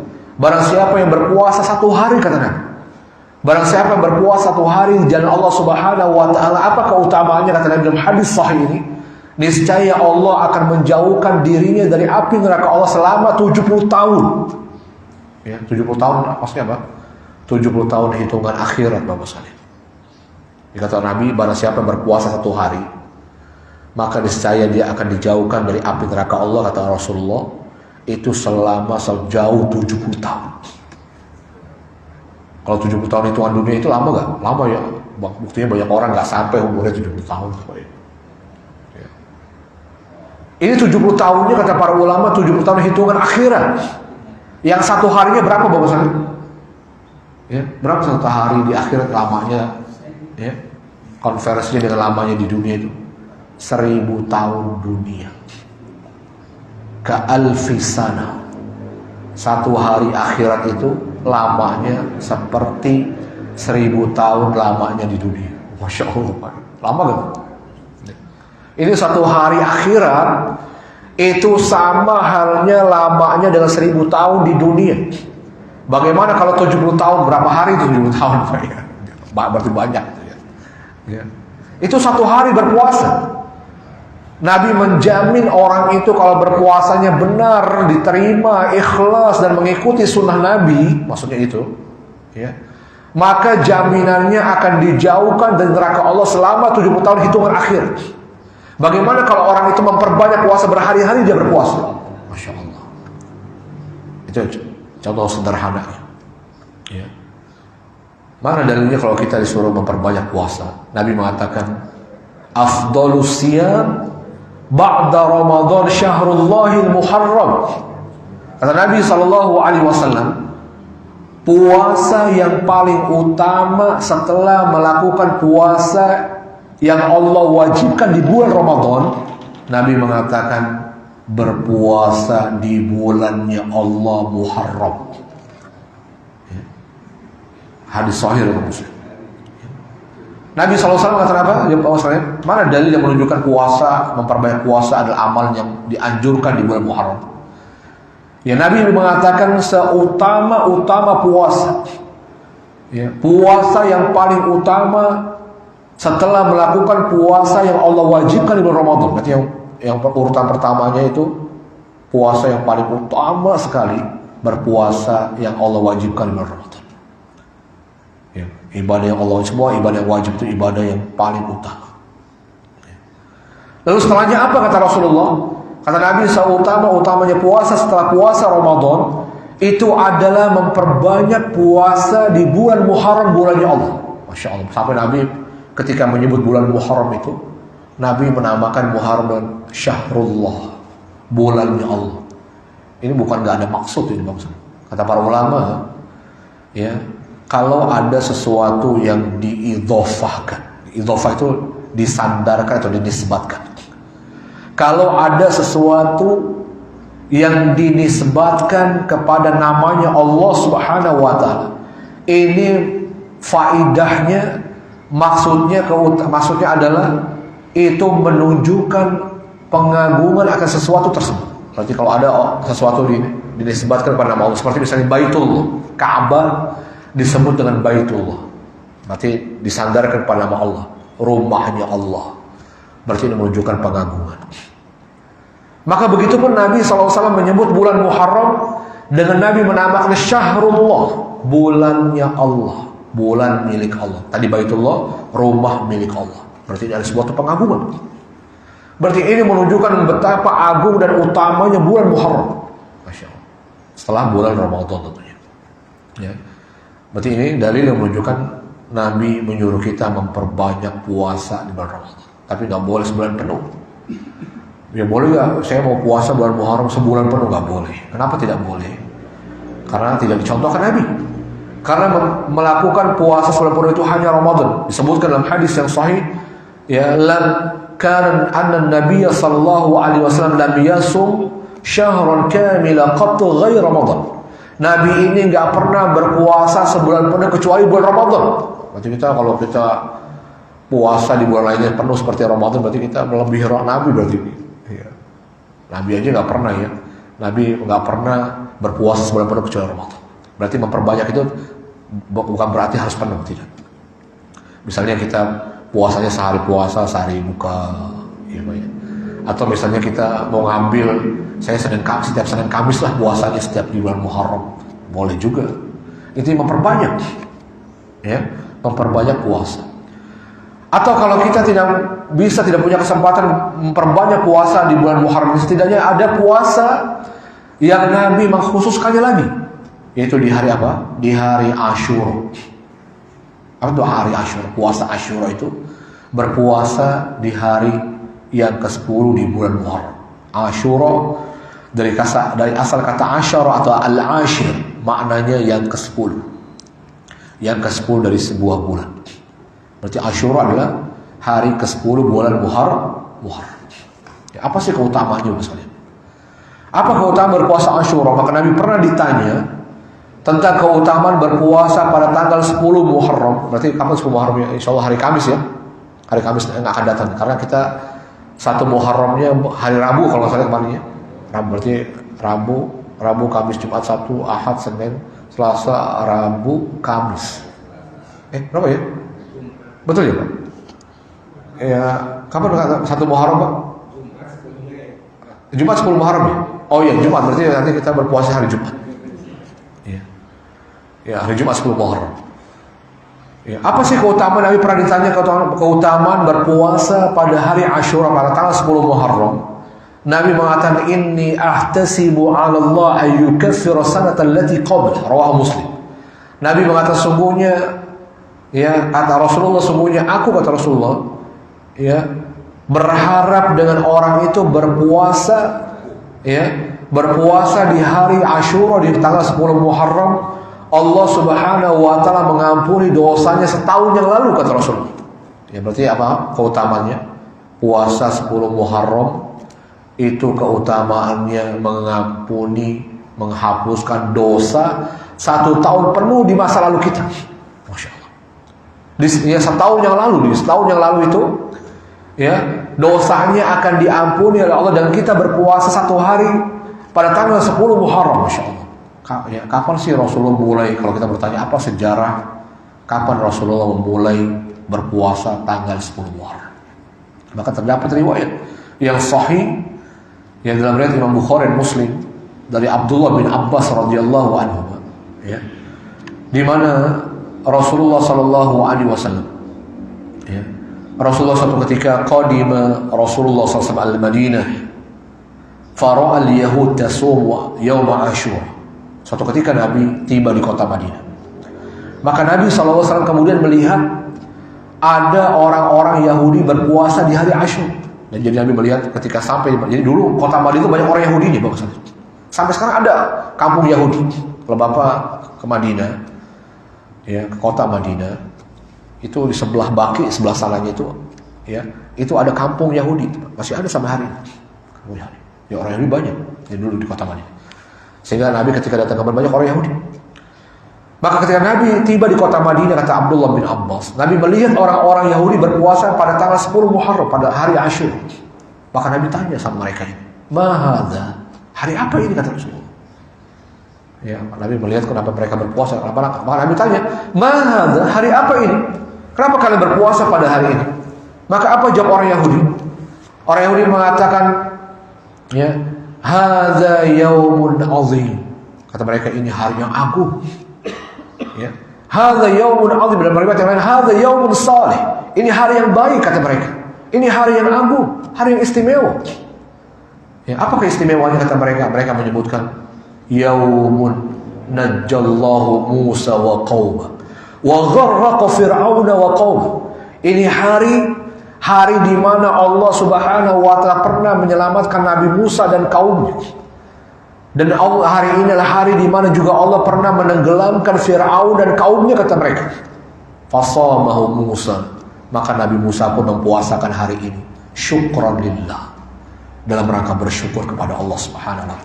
Fa nahnu nasumu, maka kami juga berpuasa, katanya. Kami mempuasakan hari ini, kata orang Yahudi. Maka apa kata Rasulullah sallallahu alaihi wasallam?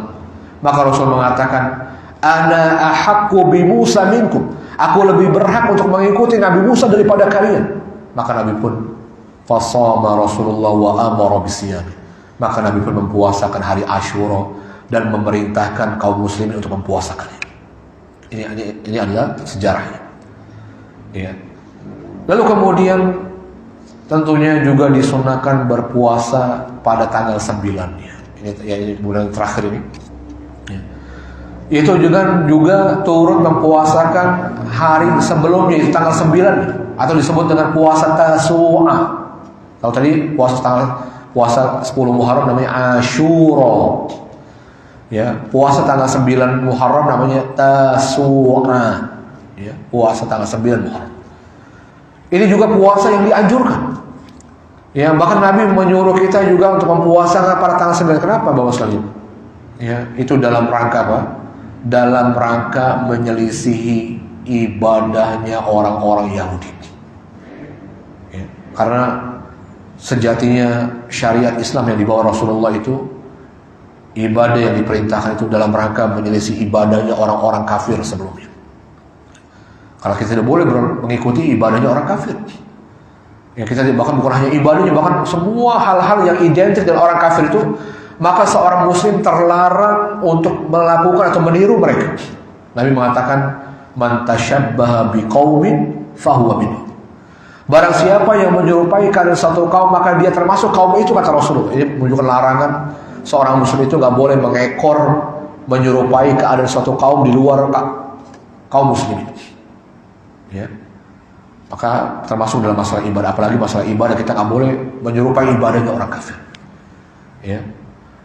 Maka Nabi SAW mengatakan, "La in baqitu ila qabil la usumannatas." Kata Nabi SAW, kalau seandainya aku masih hidup di tahun yang akan datang, maka niscaya aku akan juga mempuasakan pada tanggal 9 Muharram. Dalam rangka apa? Menyelisih ibadahnya orang Yahudi yang mereka juga berpuasa pada tanggal 10 Muharram masalahnya.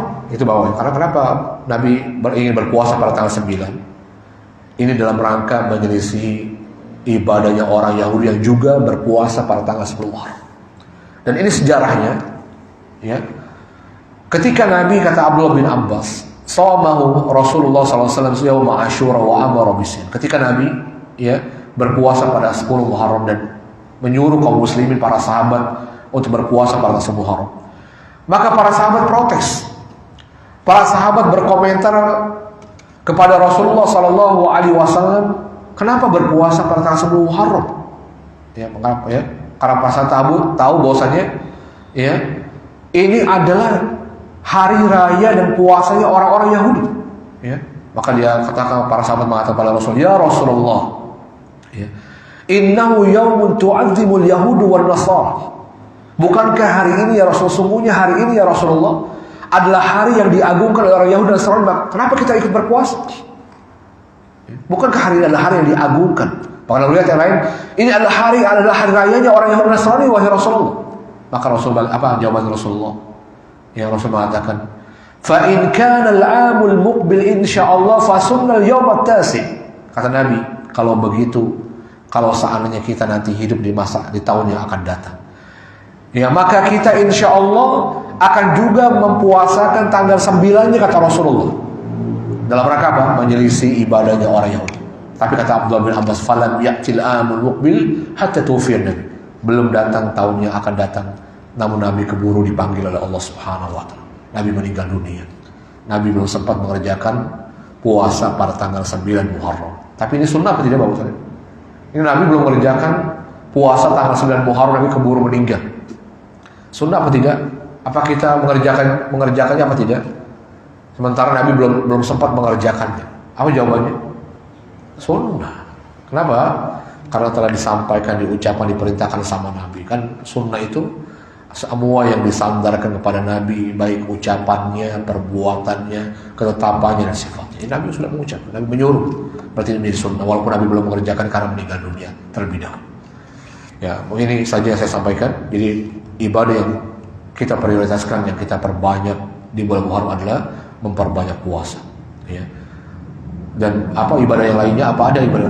Tentunya keumuman dalil bahwasanya semua ketaatan atau ibadah selama itu disyariatkan dan disunnahkan oleh Nabi, kalau kita kerjakan di bulan Muharram, tentunya dia menjadi lebih utama, lebih dicintai Allah, dan lebih besar pahala yang diberikan Allah Subhanahu wa taala tentunya, ya. Tapi yang kita prioritaskan adalah berpuasa. Berarti qiyamul lail kita bagaimana dengan baca Quran kita, sedekah, dan seterusnya, semua ibadah ketaatan yang kita lakukan di bulan Muharram, maka sejatinya semuanya sedang dilipat gandakan oleh Allah pahalanya jauh lebih besar dari apa yang Allah berikan selain waktu ini. Ya, jadi itu yang mudah-mudahan ini yang bisa saya sampaikan, memotivasi kita untuk betul-betul memanfaatkan bulan Muharram untuk memperbanyak ibadah kita kepada Allah, khususnya memperbanyak puasa, ya.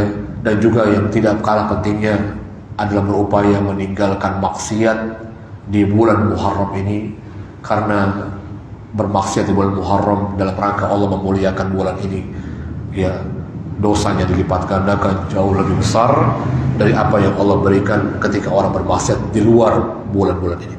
Mungkin saja saya sampaikan. Mungkin ada bertanya untuk sekalian sebelum dia tutup. Ada bertanya? Ya. Ada ini. Bismillahirrahmanirrahim. Ya. Assalamualaikum warahmatullahi wabarakatuh. Waalaikumsalam warahmatullahi wabarakatuh. Ada dua, Ustaz. Ya, Allah. Insyaallah. Pertama, kan kita belajar pada waktu masih sekolah. Iya. Dulu ilmu fikih itu mengatakan derajat sumber hukum Islam itu Al-Quran, Sunnah Nabi, ijtihad, dan satu lagi, Ustaz. Bukan ijtihad, ijma. Ijma dan qiyas. Kemudian dikatakan Sunnah Nabi itu sifatnya sunnah itu kalau dikerjakan berpahala, kalau tidak apa-apa. Ada kemudian juga makruh, lalu ada makruh itu kalau ditinggalkan berpahala, kalau dikerjakan tidak apa-apa. Sebaliknya jadi. Nah sekarang kalau kita kaitkan dengan esensi dari ceramah tadi, taat kepada Rasul sama dengan taat kepada Allah, ada rujukan dalilnya. Seolah nggak sinkron Ustaz. Maaf. Iya, nanti kita jelaskan. Tanyanya agak nggak terlalu ini ya, innocent gitu ya. Itu pertama Ustaz. Iya. Yang kedua, langsung aja. Cara berpakaian, ya kan? Kan orang mengatakan juga ada bedakan antara kebudayaan dengan ibadah, amalan ibadah. Nah kita melihat Nabi berpakaian kayak apa gitu. Nah kita juga ikutin, ya kan? Padahal sebagian orang mengatakan itu budaya. Misalnya pakaian gamis, yang mana benar? Ya kita mencintai Nabi, ya kita tiru apa yang dia lakukan. Tapi yang dilakukan oleh Nabi bukan ibadah, tapi itu bagian dari budaya Arab gitu. Nah ini memunculkan satu problematik ke kalangan Islam. Iya. Barangkali itu Ustaz. Baik.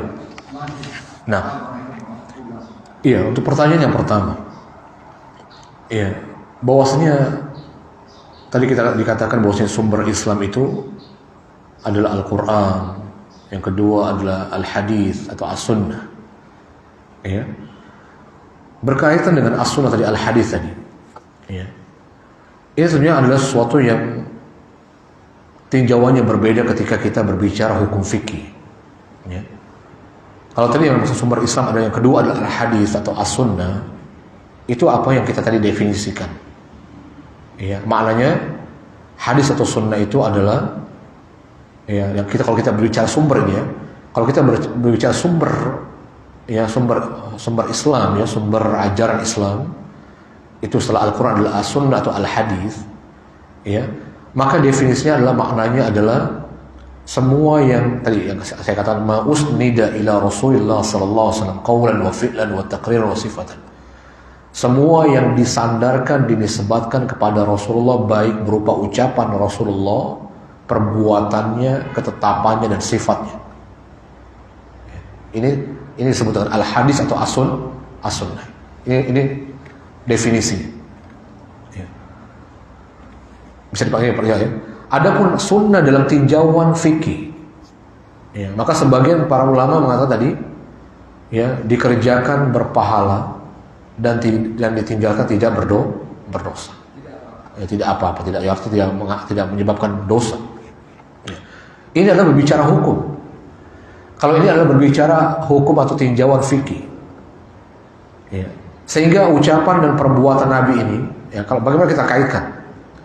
Berarti ada ucapan Nabi SAW yang kita tadi katakan ini adalah sunnah atau al-hadis, itu yang perbuatan atau ucapan atau perbuatan Nabi SAW yang hukumnya itu wajib, ada hukumnya sunnah, ada hukumnya yang lain. Bisa dipahami Pak ya? Ya.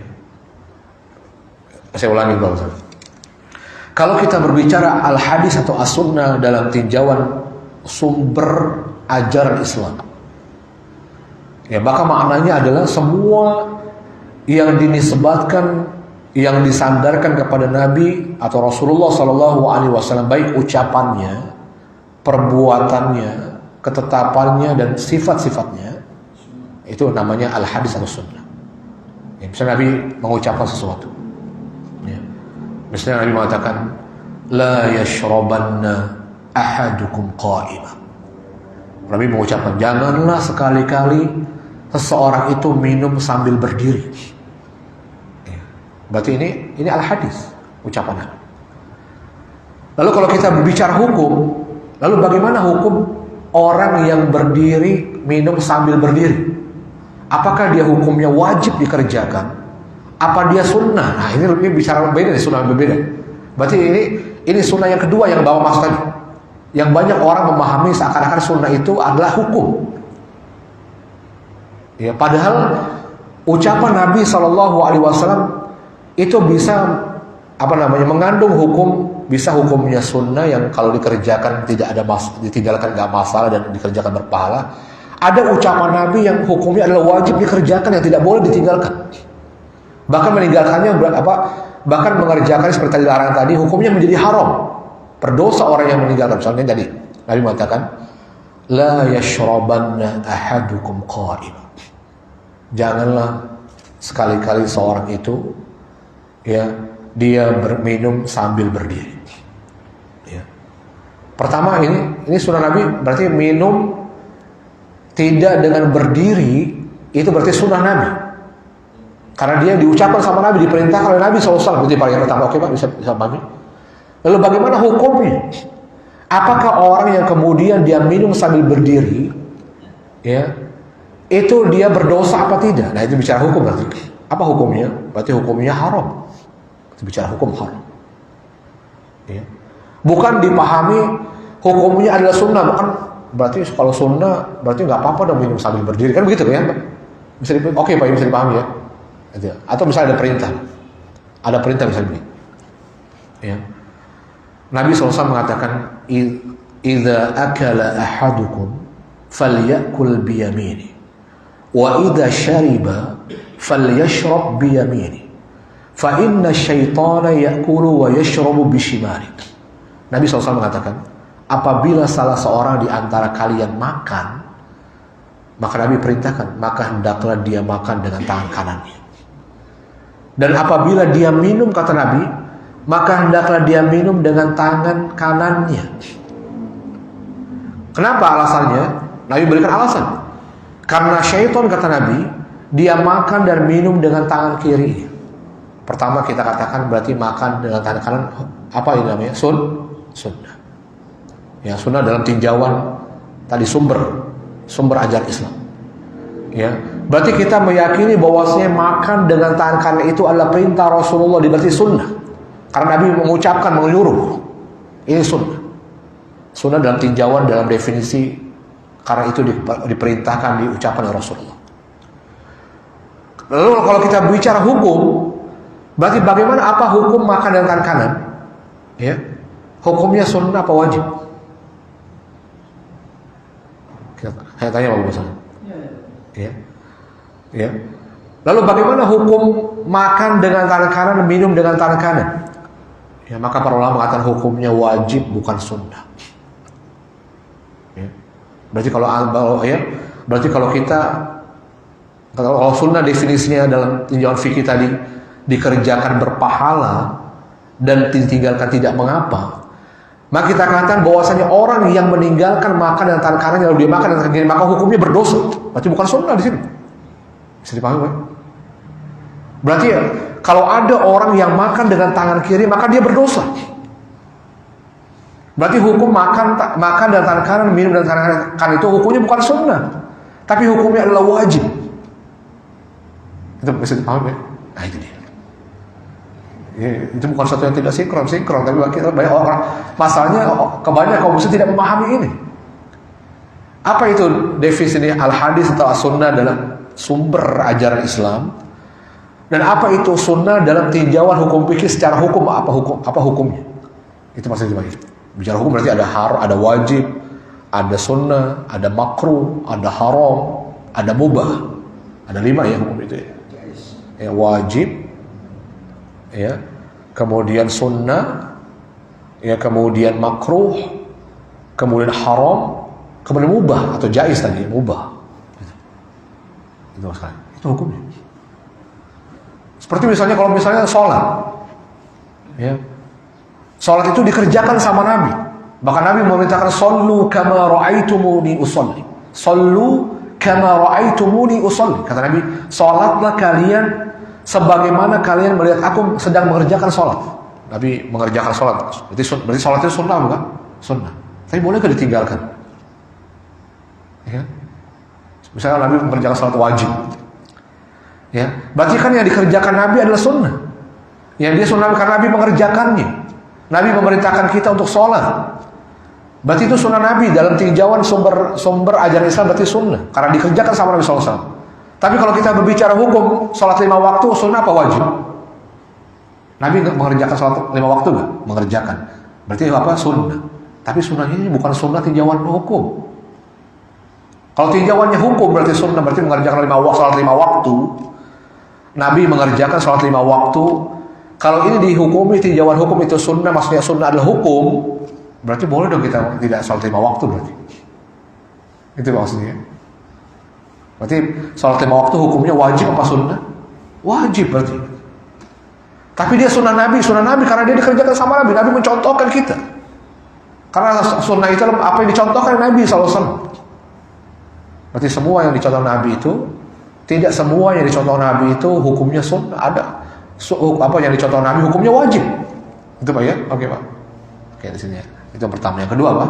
Tadi. Berpakaian. Berpakaian. Ya. Bagaimana tentang berpakaian? Apakah semua yang dipakai oleh Nabi juga sunnah untuk kita tiru dan kita lakukan? Ya. Jadi kita katakan dengan pemahaman bahwa dulu budaya Arab. Iya betul ya. Sejauh mana kita mengikuti Nabi SAW? Ya, apakah semua yang dikerjakan, yang dikenakan sama Nabi juga wajib diikuti atau dihitung sebagai sunnah? Ya kalau kita lakukan kita mendapatkan pahala. Ya, maka jawabannya tidak. Ya. Seperti misalnya berpakaian. Apakah berpakaian Nabi memakai gamis? Ya. Apakah itu menjadi sunnah? Ini juga para ulama berbeda pendapat. Ya. Maka pendapat yang paling kuat di antara pendapatnya para ulama, seperti cara berpakaian itu, yang Nabi mengenakan gamis. Apakah mengenakan gamis, karena Nabi mengenakan gamis, itu menjadi sunnah yang kalau kita mengikutinya kita berpahala? Maka jawabannya tidak. Ya, karena berpakaiannya adalah perkara-perkara dunia. Ya. Yang bukan termasuk bagian dari ibadah pada asalnya. Ya. Kecuali ada dalil. Jadi kaidahnya adalah al-aslu fil asya al-ibah. Ya, hukum asal dari segala sesuatu selain ibadah kepada Allah, itu kaidah yang ditetapkan dan kaidah usul fiqh oleh para ulama, itu adalah suatu yang hukumnya mubah. Hukumnya boleh-boleh saja. Ya, jadi hukumnya Nabi pakai gamis, Bapak boleh ikut, boleh enggak. Ya, karena itu masalah dunia, bukan masalah ibadah. Jadi boleh kita ikuti cara pakaian kita dengan gamis atau dengan tidak. Ya. Karena pada hukum asalnya berpakaian itu adalah itu tadi kebudayaan, betul budaya. Ya. Kecuali ada dalil. Ada dalil yang menyatakan, yang memerintahkan kita untuk melakukannya. Tadi misalnya makan itu bukan ibadah. Pada asalnya makan itu boleh aja dengan cara dan dengan bagaimana saja, dengan cara apapun kita boleh melakukannya. Tapi kalau ada dalil yang berkaitan dengan makan, misalnya memerintahkan kita makan dengan begini, maka itu menjadi sunnah. Ya tadi misalnya Nabi tadi makan sebetulnya pada saya mau kakinya mau diangkat ya mau di atas meja, mau dibawa ya. Itu pada saya silakan boleh-boleh saja, sah-sah saja. Tapi ketika ada dalil yang memerintahkan atau melarang, maka itu yang kita ikuti. Misalnya Nabi menyuruh kita makan dengan tangan kanan. Berarti itu diikuti, berarti ini menjadi ibadah. Berarti kalau kita makan dengan tangan kanan, maka menjadi ibadah. Maka menjadi ternyata ibadah oleh Allah Subhanahu wa taala, diberikan pahala oleh Allah Subhanahu wa taala. Pada asalnya makannya bukan ibadah. Kalau makan ibadah, nanti kita akan makan terus setiap saat makan dulu ya. Wow, kenapa Bapak kok banyak makan? Kan ibadah makan. Siapa yang mengatakan makan ibadah? Tidak ada yang mengatakan makan ibadah. Tapi ketika beribadah mengikuti adab-adabnya Rasul, maka jadi ibadah. Pakaian. Ya. Berkaitan dengan pakaian, yang menjadi ibadah adalah prinsip berpakaian itu menutup aurat. Ya. Jadi prinsip dalam berpakaian dalam Islam itu adalah fungsinya adalah untuk menutup aurat. Ya.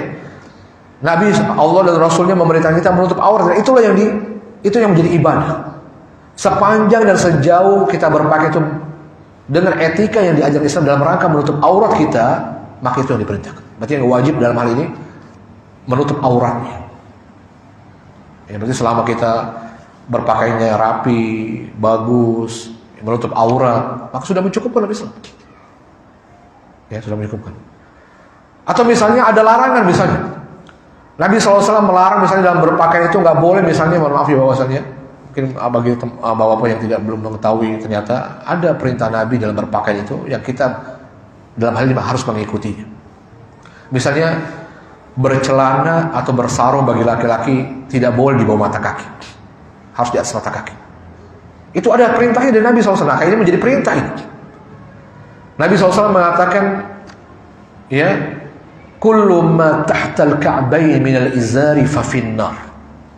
Nabi SAW mengatakan semua sarung atau celana yang berada di bawah mata kaki, kata Rasulullah.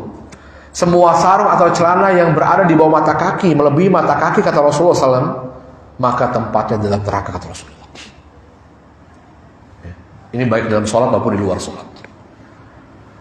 Bahkan Nabi menyebutkan dalam hadis lain bagaimana kerasnya Nabi yang memberikan ancaman hukuman bagi orang-orang laki-laki yang celananya atau sarungnya melebihi mata kakinya. Nabi menyebut dalam hadis yang lain, salasatun la yukallimuhumullahu yaumal qiyamah wa la yanzuru ilaihim wa la yuzakkihim wa lahum adzabun alim. Kata Nabi, ada 3 golongan, kata Rasulullah, yang nanti tidak akan diajak bicara oleh Allah di hari kiamat, tidak akan dipandang.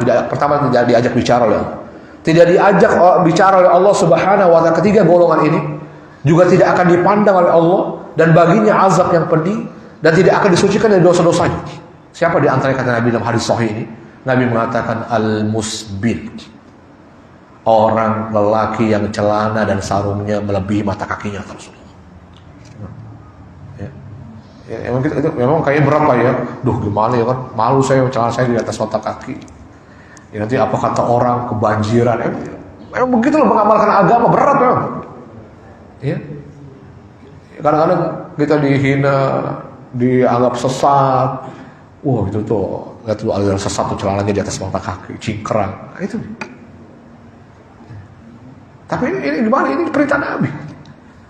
Ya. Bagaimana perintah Nabi dalam hal ini sunnah Nabi, hukumnya sunnah. Jadi ada sunnah yang hukumnya wajib, ada yang hukumnya sunnah, ada hukumnya, ya itu pastinya gitu ya. Tadi bicara tadi. Nah, maka dalam kita kembali dalam masa berpakaian. Maka pada asalnya berpakaian itu, pada asal kata para ulama, pendapat yang lebih dikuatkan para ulama, itu tidak sunnah dalam mengikuti Nabi bergamis dan memakai gamis. Selama seorang muslim itu ketika berpakaian yang diperintahkan menutup aurat, misalnya laki-laki berarti batasnya dari pusar ya sampai lututnya sudah tertutup, maka sudah dikatakan telah menutup aurat. Ya, tapi kan nggak mungkin ya bawa pakaiannya dari sini pak ya. Ini berkaitan dengan etika ya. Emang betul ya, memang misalnya menutup aurat itu dari pusar sampai lutut. Tapi masa bapak pakaiannya begitu ya, keluar rumah misalnya telanjang dada ya kan nggak mungkin. Ya. Ini ada berkaitan dengan budaya tadi, dengan aturan-aturan yang berlaku di masyarakat kita. Ya nggak apa-apa juga memang ya, pada asalnya bapak nggak berdosa kalau sudah menutup auratnya dari pusar. Tapi masa mungkin kita keluar ya ke kantor ya misalnya celananya hanya sebatas lutut, kan nggak mungkin. Ya kan, itu begitu. Bicara etika nantinya. Ya maka sepanjang itu, maka kalau perempuan ya menutup auratnya, batasan auratnya dari rambut sampai ujung kakinya, kecuali misalnya Nabi mengecualikan wajah dan telapak tangannya. Ya ada berpendapat juga wajah sebagai juga aurat yang harus ditutup. Itu masalah ikhtilaf para ulama. Tapi yang lebih ya sebagai para ulama merwajibkan adalah semua perempuan itu semuanya aurat kecuali wajah dan telapak tangannya misalnya. Dan itu berdasarkan hadis Nabi SAW. Itu ya, berarti seperti itu ya, wallahu a'lam bishawab. Jadi pakai gamis ya boleh-boleh saja ya, karena ya kalau kita bicara kita katakan gamis itu adalah sunnah, padahal orang-orang Arab seperti Abu Jahal, Abu Lahab juga pakai gamis masalahnya pak ya. Gamis juga ya, karena itu adalah budaya pakaian mereka. Maka tinjauannya dalam hal ini adalah menutup aurat. Selama sudah tertutup aurat, maka sudah dikatakan dia telah melakukan sunnah Nabi SAW. Ya Allah, alam saja. Subhanakallahumma wa bihamdika asyhadu an la ilaha illa anta astaghfiruka wa atubu ilaik. Wassalamualaikum warahmatullahi wabarakatuh.